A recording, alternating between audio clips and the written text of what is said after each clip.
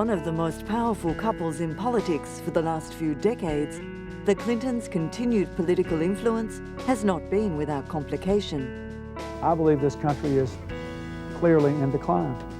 And I want to win. I want a new majority for change that reclaims our leadership, restores the middle class, and rebuilds a future for our children. That's what this election's about, and I hope you will help me do it. As Hillary Clinton has assumed more and more of the spotlight due to her run for the presidency and her subsequent appointment to Secretary of State, she has had to confront allegations and assumptions that somehow Bill Clinton, her husband and former President of the United States, is still in the driving seat, asserting power behind the scenes. Because the Clintons are closely aligned in many aspects of policy and both highly driven individuals, creating a clear divide is tricky at best.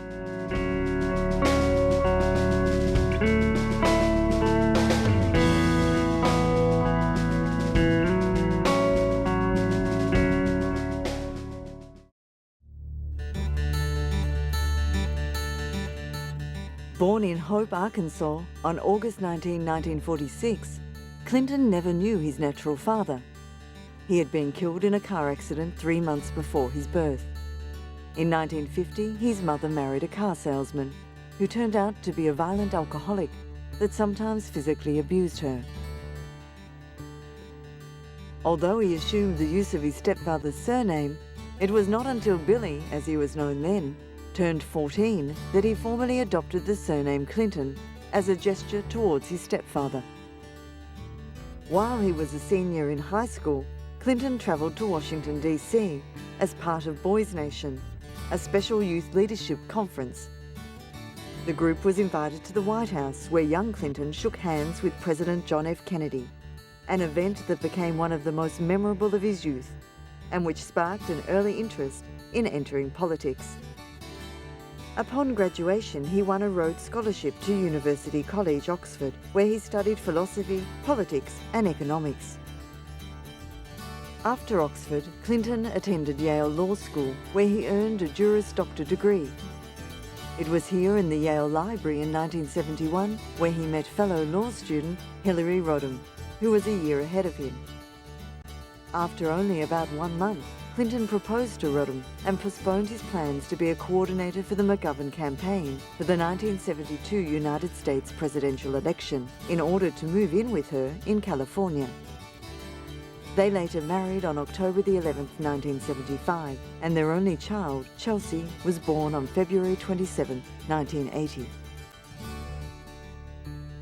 In 1974, Clinton was a first-year law professor and ran for the House of Representatives.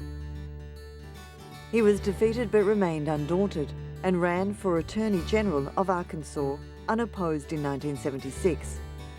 He went on to run for Governor of Arkansas in 1978 and won, becoming the youngest governor of the state. The small towns and rural areas of the South are still the poorest parts of the country. It's still the part of the country that has the lowest level of education, highest infant mortality rates, except for the big cities, and a lot of problems that need to be addressed in terms of targeted efforts to diversify the economy and to upgrade the education system. So I still think that the South is a distinctive region that's going to need some attention in the next administration. He was defeated in the 1980 election but returned to office in 1982. In the early 1980s, Clinton made reform of the Arkansas education system a top priority, transforming it from the worst in the nation into one of the best.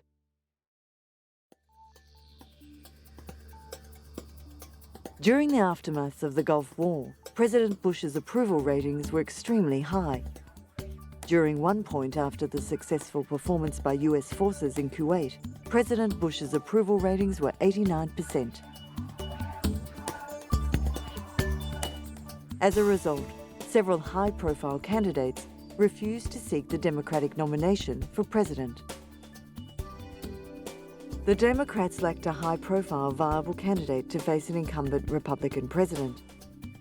Still, several candidates such as Bill Clinton, Paul Tsongas and Jerry Brown chose to run. A vision, sense of understanding what our needs are, what the real problems are. We need a change, and I'm not sure who the change is going to be. Clinton, a Southerner with experience governing a more conservative state, positioned himself as a centrist New Democrat and presented an impressive case for himself and his party. Well, I think you have to talk about the record that you've had. I've produced 11 surpluses, real discipline in budget spending. I've proven that you can reallocate government money from the same old government to investment in the future. And I think I have shown by the vigor of this campaign a determination to stand up for the middle class and restore our country's strength here at home, as well as to stand up for it abroad. In October 1991, five-term Arkansas Governor Bill Clinton declared he was running for President of the United States. For the team starting to build around him, it was political love at first sight. Clinton appeared to be the centrist, charismatic candidate for whom they'd been waiting. He prepared for a run in 1992 amidst a crowded field seeking to beat the incumbent President George H.W. Bush.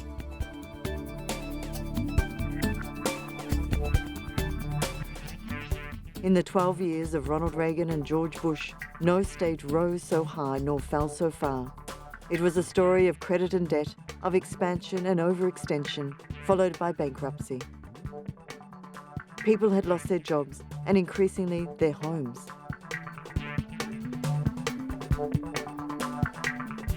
Into this walks the man who would be president and his wife Hillary, who visited couples in trouble and represented hope, change and vision.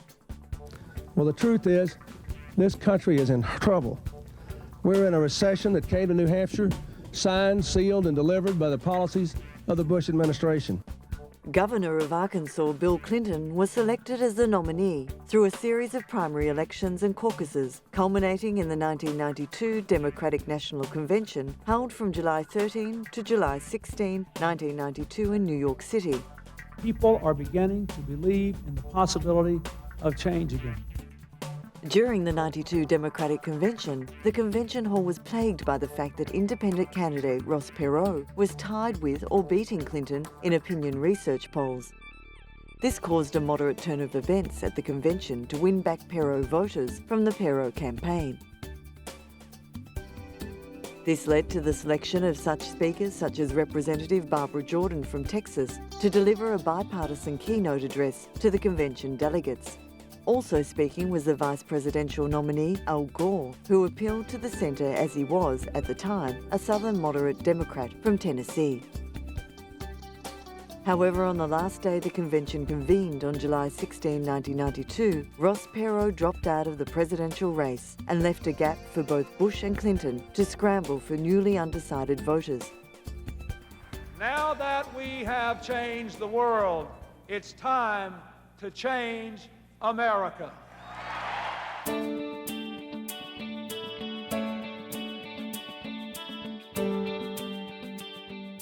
I call this approach a new covenant, a solemn agreement between the people and their government, based not simply on what each of us can take, but what all of us must give to our nation.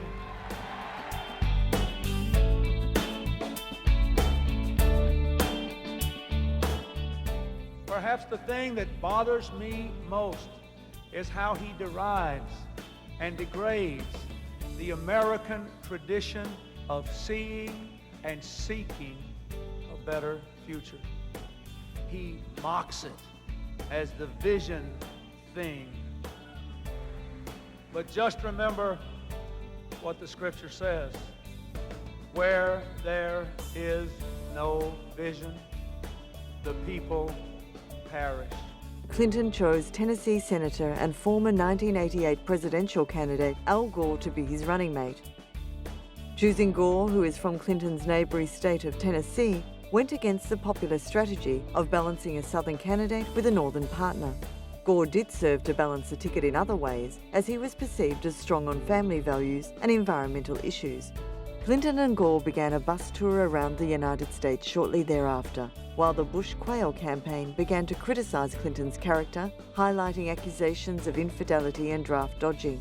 We have no way of confirming that. The uncle is dead. Bill never heard of that before. And the source is a Republican. It's absurd that the story got as far as it did. There's no credible basis for the story. The Bush campaign emphasised its foreign policy successes, such as Desert Storm and the end of the Cold War. Bush also contrasted his military service to Clinton's lack thereof, and criticised Clinton's lack of foreign policy expertise.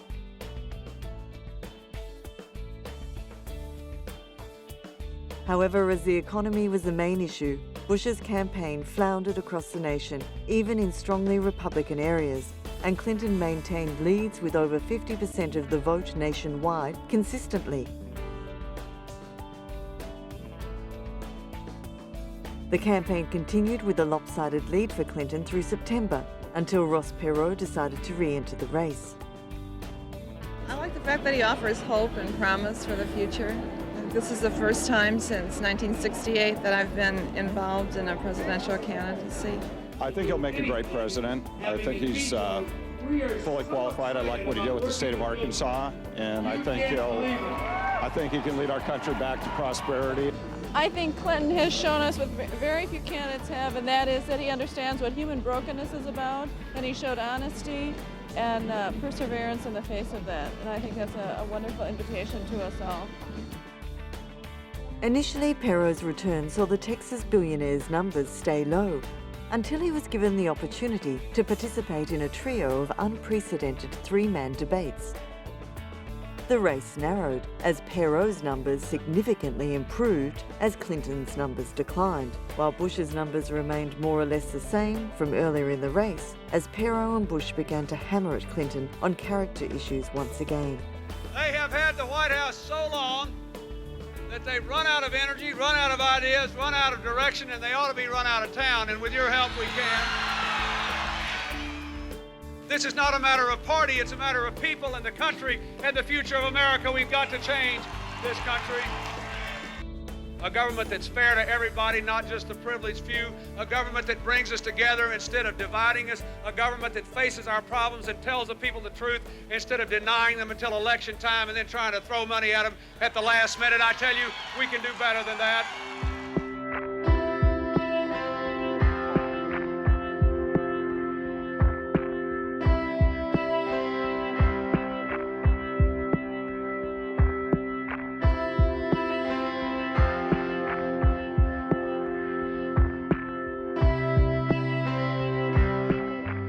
Throughout election night, Clinton overperformed in rural areas of the country. Clinton also won rural voters in the South and Midwest, carrying states such as Missouri, Arkansas, Tennessee, Kentucky, West Virginia, Louisiana, Georgia, and Iowa.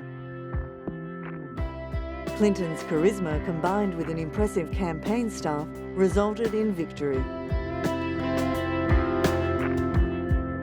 Clinton defeated incumbent Republican President George Bush amid a slumping US economy and became the first president born after World War II. My fellow Americans, on this day, with high hopes and brave hearts, in massive numbers, the American people have voted to make a new beginning. Organisational theorists have proposed that this campaign structure adopted an effective blend of informality with clear goal definition, which allowed for structured creativity. Ladies and gentlemen, the President-elect William Jefferson Clinton. The exploitation of key strategic blunders by the Bush campaign, including violating a no new tax promise, also allowed for impressive gains.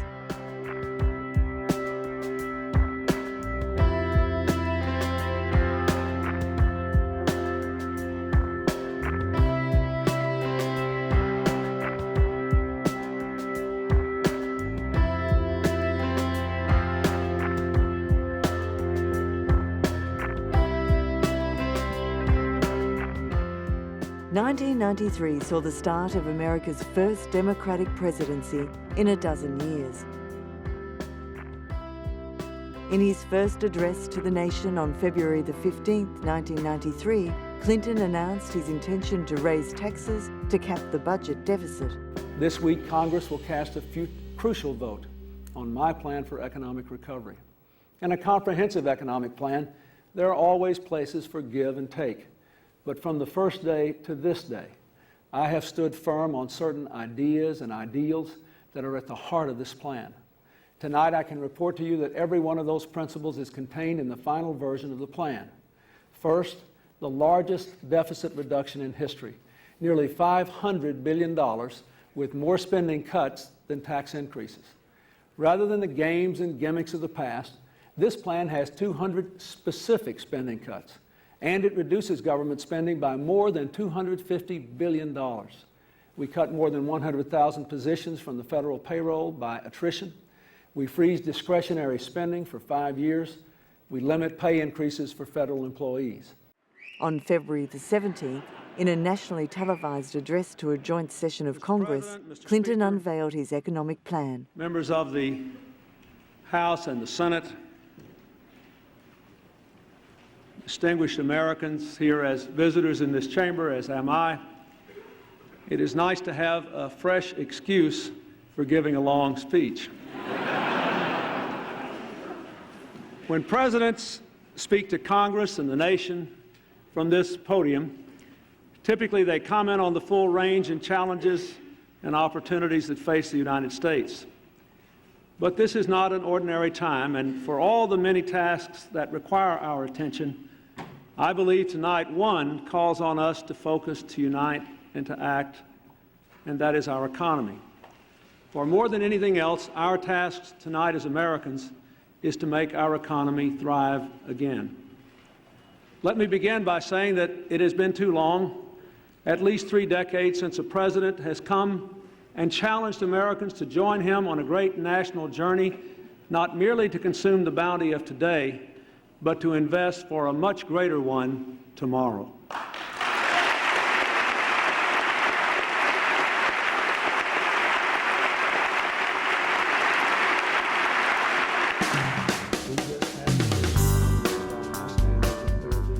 The plan focused on deficit reduction rather than a middle-class tax cut, which had been high on his campaign agenda. In 1993, Clinton made a major speech to Congress regarding a healthcare reform plan aimed at achieving universal coverage through a national healthcare plan.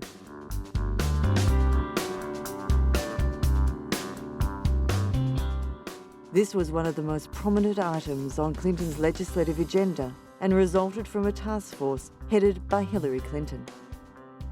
Today I am announcing the formation of the President's Task Force on National Health Reform. Although the issue is complex, the task force's mission is simple. Build on the work of the campaign and the transition. Listen to all parties and prepare health care reform legislation to be submitted to Congress within 100 days of our taking office. This task force will be chaired by the First Lady, Hillary Rodham Clinton. I think that in the coming months, the American people will learn, as the people of our state did, that we have a First Lady of many talents, but who most of all can bring people together.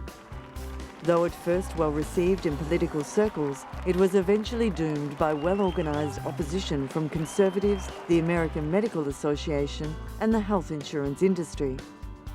However, John F. Harris, a biographer of Clinton's, states the program failed because of a lack of coordination within the White House. Controversial events within Clinton's administration, as well as his own personal conduct, would eventually provide opportunities for his opponents to damage him politically, and First Lady Hillary Rodham Clinton as well.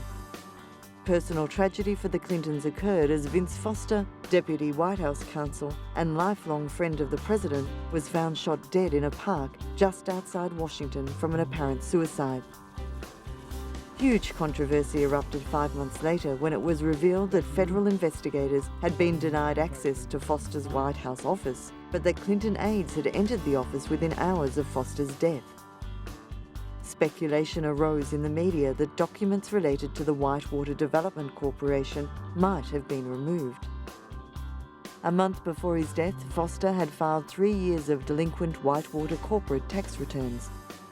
the Whitewater controversy would eventually spark a federal investigation of President Clinton and the First Lady that, through a strange and remarkable series of political maneuverings and personal failings, would ultimately lead to the first ever impeachment of an elected president. It was a good investment offered by somebody who knew a lot, who could provide a lot of good advice, and I was lucky and made the decision to stop when I did.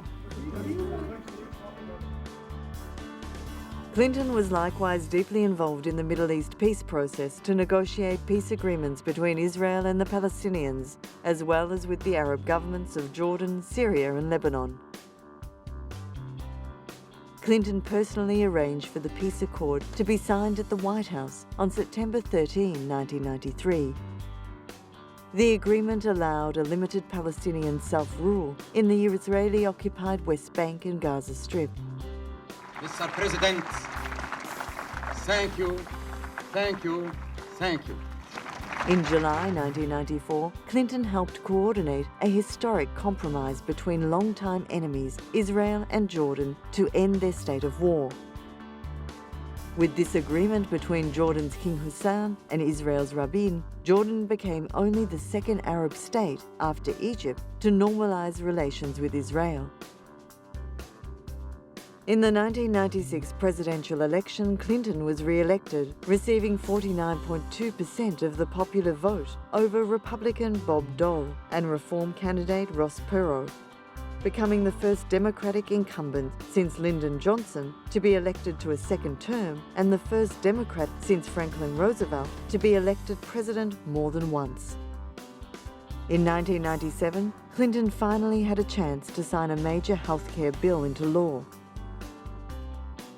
The state children's health insurance program passed through the efforts of First Lady Hillary Rodham Clinton, who wrote and chaired the task force on the unsuccessful universal plan in the first 2 years of the Clinton administration.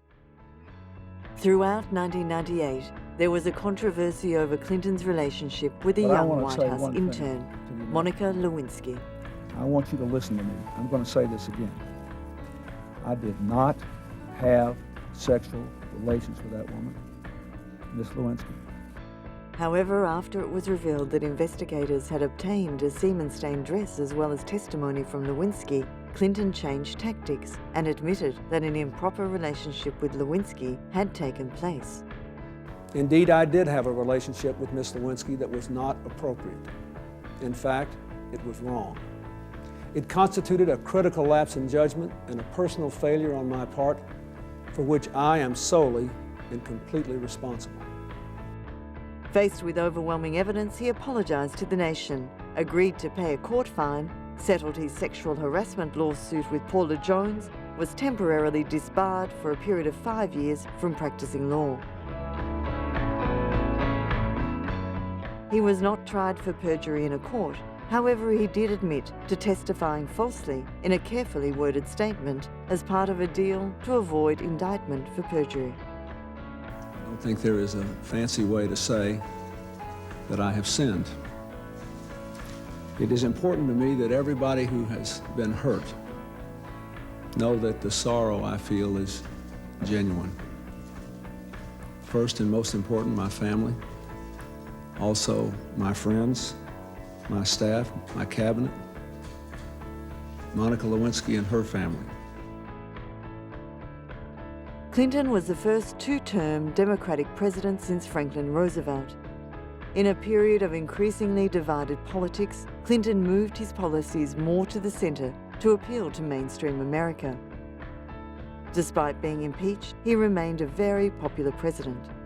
I'm very grateful to be able to turn over the reins of leadership to a new president, with America in such a strong position to meet the challenges of the future.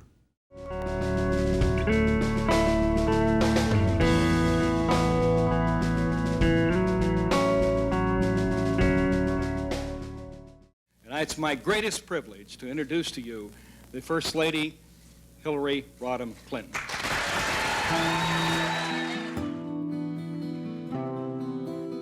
Within days of becoming First Lady, Hillary Clinton was clearly driven to help make change in whatever way she could.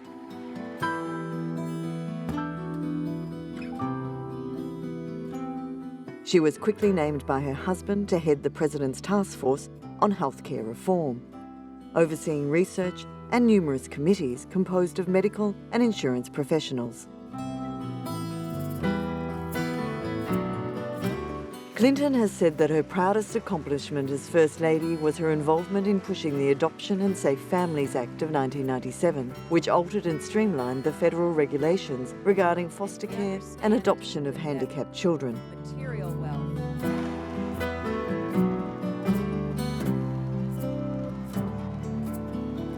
I think she would like very much to run for political office. And she's a great campaigner, and I think she would make an excellent senator. In 1999, Hillary Clinton formed an exploratory committee to pursue the possibility of running for the US Senate seat, to be vacated by Daniel Patrick Moynihan, the New York Democrat. On February 6, 2000, Hillary Clinton officially announced her bid to become the next senator of New York. Even before Mrs. Clinton officially declared her candidacy, the contest was being billed as the race of the century. New York voters and political pundits alike had been anticipating a race between the First Lady and the outspoken mayor of New York City.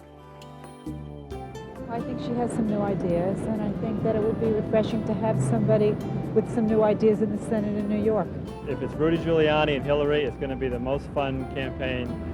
I think she has no idea what New York is about, and it's fine if she wants to run. Robert Kennedy ran and wasn't a resident, and she actually resident. She doesn't even have to live in New York until she gets elected by the rules.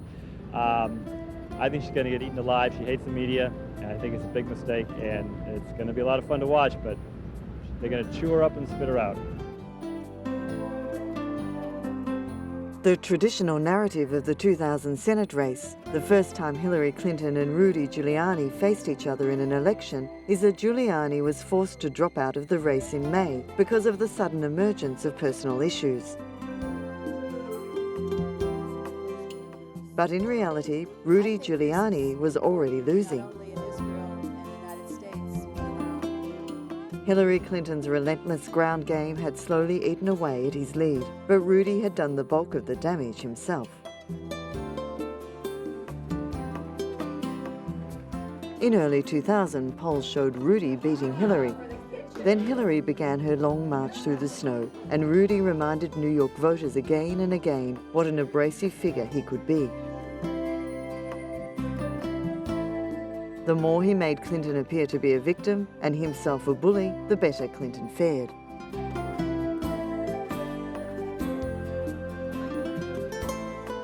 It was not until May, when Rudy Giuliani's Senate hopes were sidelined, that Lazio, a congressman little known outside his Long Island district, was thrust into the limelight.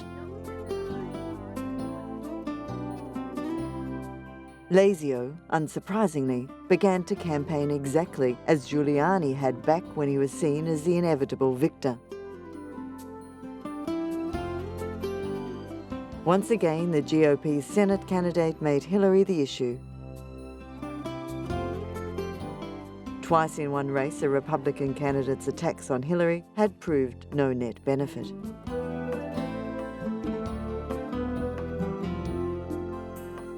In 2000, Hillary Rodham Clinton became the first president's wife to win elected office, defeating Republican Representative Rick Lazio in the most expensive, highest-profile Senate race in American history.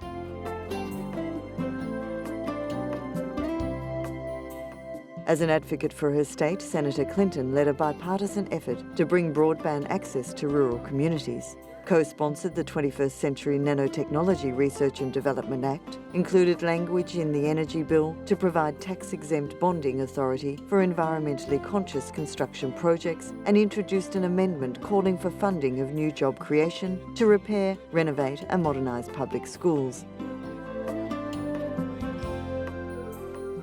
After the terrorist attacks of September 11, 2001 on the World Trade Center in downtown New York City, Senator Clinton worked to secure $21.4 billion in funding to assist cleanup and recovery, to provide health tracking for first responders and volunteers at Ground Zero, and to create grants for redevelopment.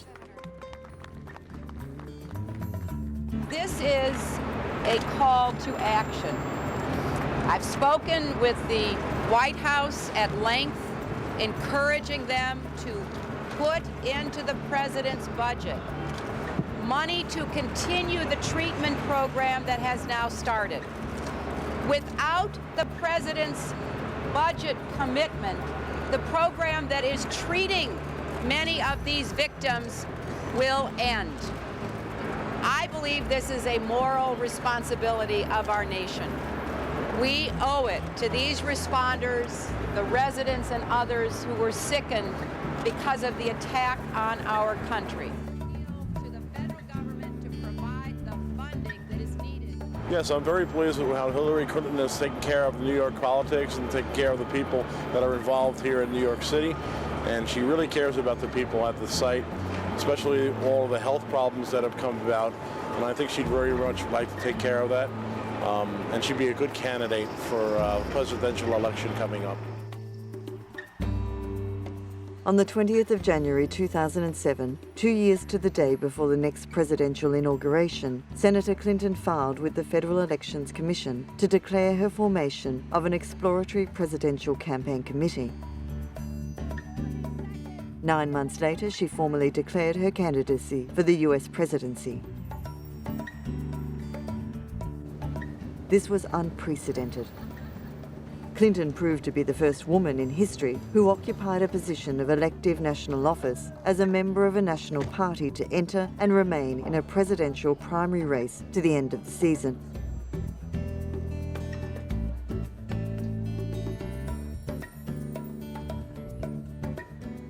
And the unusual precedent vied only with her own record in having run for and been elected to the US Senate, since no other woman who had been First Lady had stood for public office.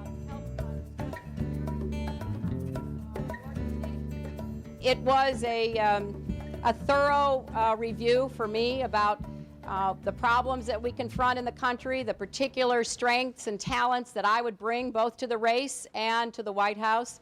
And I concluded that based on the work of my lifetime and my experience and my understanding of what our country has to confront in order to continue to make opportunity available to all of our citizens here and to restore our leadership and respect for America around the world, that I would be able to do that, to bring our country together to meet those tough challenges, and therefore I decided that I would contest for the primary, and I'm looking forward to it. It'll be a great contest with a lot of talented people, and I am very confident. I'm in to win, and that's what I intend to do. You betcha. Throughout the end of 2007 and into early 2008, Senator Clinton joined in several debates with all of the other Democratic presidential candidates. In 2008, she began the primary season campaigning across the country and continuing her fundraising, which would total over $100 million.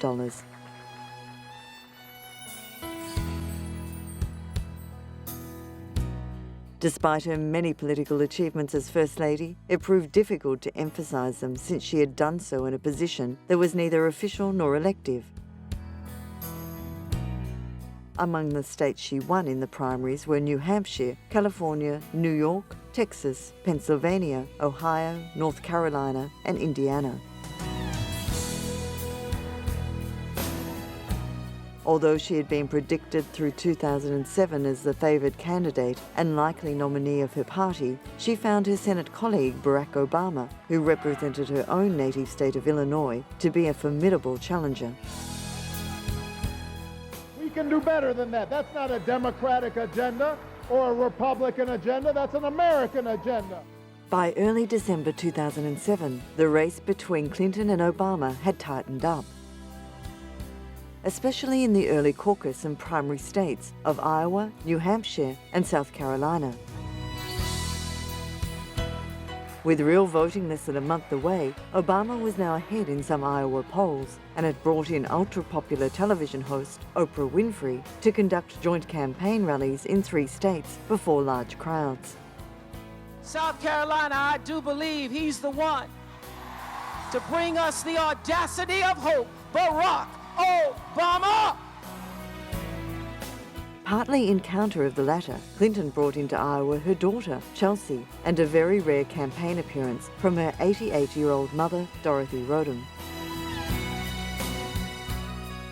Now, everyone running for your support is talking about change.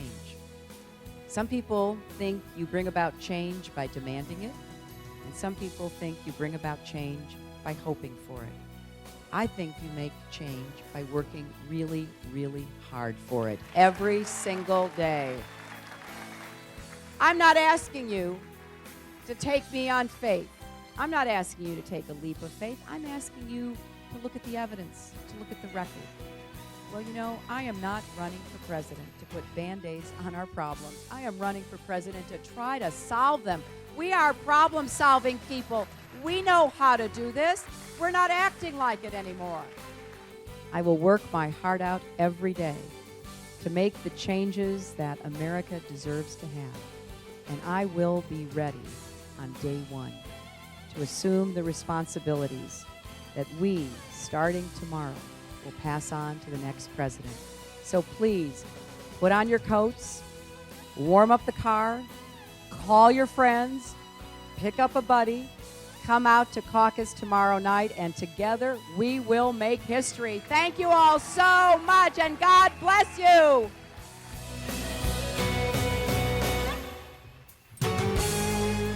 Veteran political observers reported that things are tense in Hillary land these days, that the camps of Clinton and her husband were at odds, and that the campaign's plan A of being the dominating, inevitable establishment candidate was at risk of failing.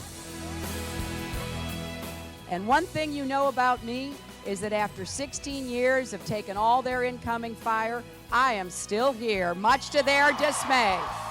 In times of crisis, people tend to look to more charismatic leaders, people with more fire, with more emotional intensity.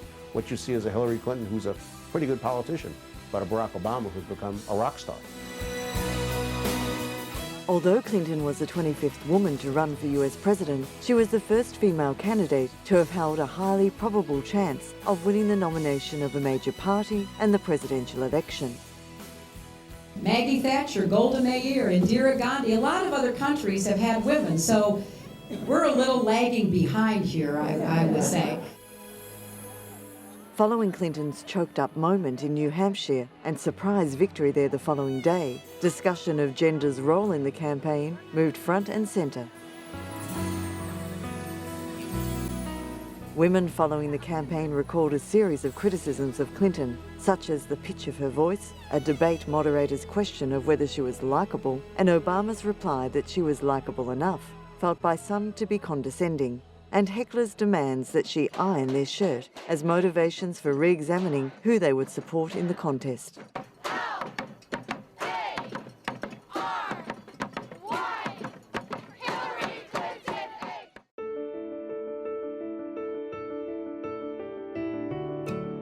In the initial delegate selection event of 2008, she placed third with 29.45% of the state delegate selections in the January 3, 2008 Iowa Democratic Caucus to Obama's 37.58% and Edwards's 29.75%.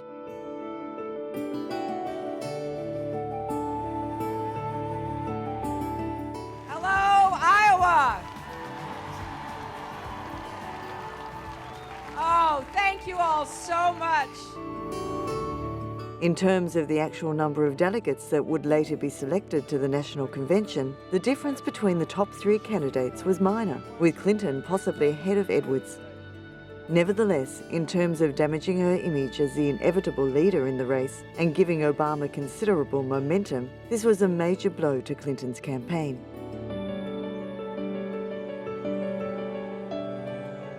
In the wake of the Iowa defeat, the campaign hoped that Bill Clinton could help salvage a win in New Hampshire, where he had achieved a political comeback in his 1992 presidential campaign.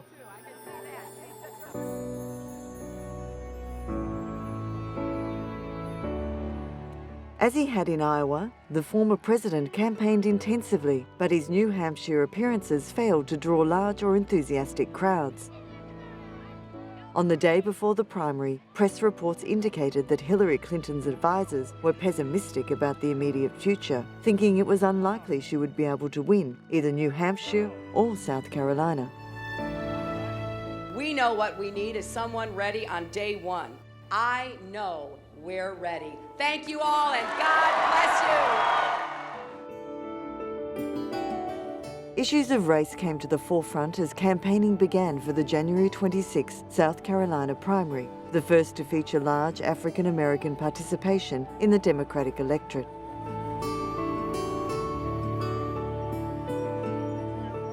First, in the closing stages of the New Hampshire campaign, Bill Clinton had referred to Obama's claim that he has been a staunch opponent of the Iraq War from the beginning as a fairy tale, which some subsequently thought was a characterization of Obama's entire campaign.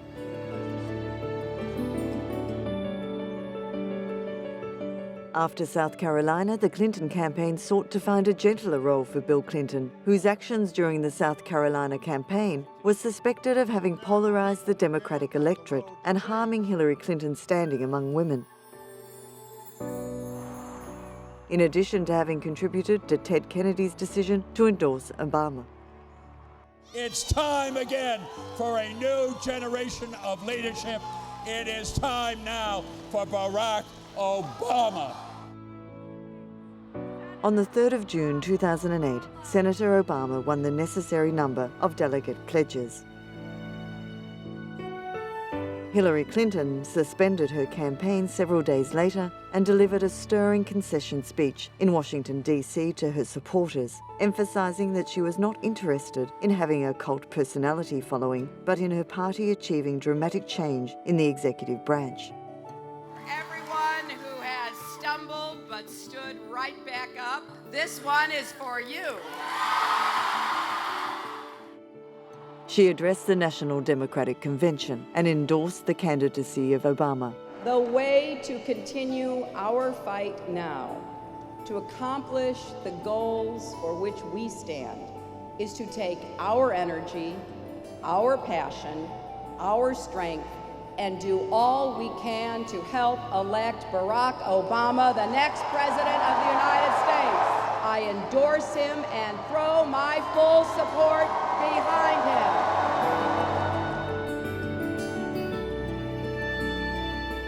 Throughout the fall, she campaigned vigorously on his behalf, and after he won the 2008 election, he named her as his Secretary of State.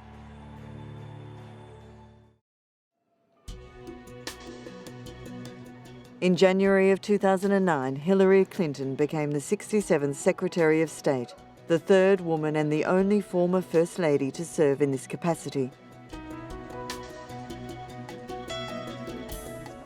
Halfway through the first term of the Obama administration, Secretary Clinton had travelled over 500,000 miles to 77 countries. She has employed not only the diplomatic tactics traditionally used by those in her position, but political skills also learned through her White House and Senate years. The challenge is to create a global framework that recognizes the different needs and responsibilities of developed and developing countries alike. As Secretary of State, Hillary Clinton has focused special attention beyond her required duties to focus on the international rights of women, economic empowerment in financially depressed regions of the world, equal access to education, employment, healthcare and legal recourse for women in all countries has been an unwavering aspect of her career, from First Lady to Senator to Secretary of State. When Hillary Clinton became Secretary of State, she pledged a smart power policy that meant striking up a close working relationship with Secretary of Defense Robert Gates while reshaping the State Department to emphasize development and people-powered diplomacy. She deployed her personal star power in direct contacts with the public overseas, speaking clearly about human rights and freedom of expression on the internet.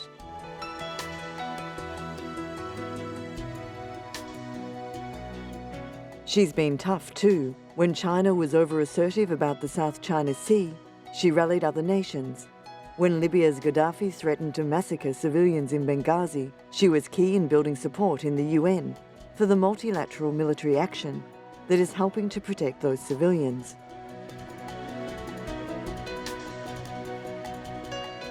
She has strengthened American alliances in Europe and Asia, while also engaging the emerging powers of China, India, and Brazil. The United States has thrived as an open society, a principled nation, and a global leader. And we cannot and will not live in fear, sacrifice our values, or pull back from the world. Closing our borders, for example, might keep out some who would do us harm, but it would also deprive us of entrepreneurs, ideas, and energy, things that help define who we are as a nation and ensure our global leadership for years to come. But above all, Hillary has set a model of how to be a member of a team of rivals.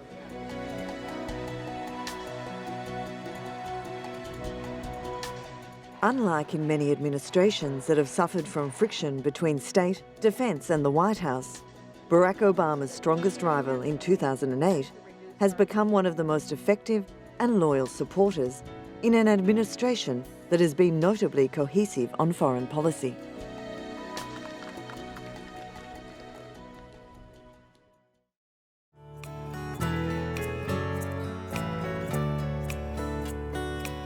While the Clintons lead separate professional lives, they deal with some of the same leaders and issues.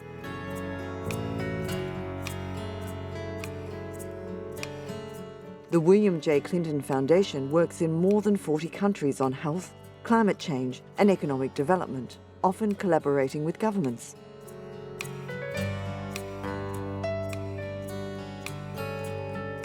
There are those who believe that outside of political manoeuvring, the Clintons' partnership will do far more good than harm in the world.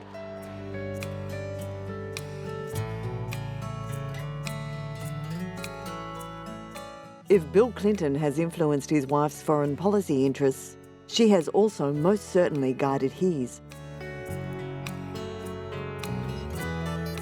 Opinion aside, Bill and Hillary Clinton are clearly driven individuals.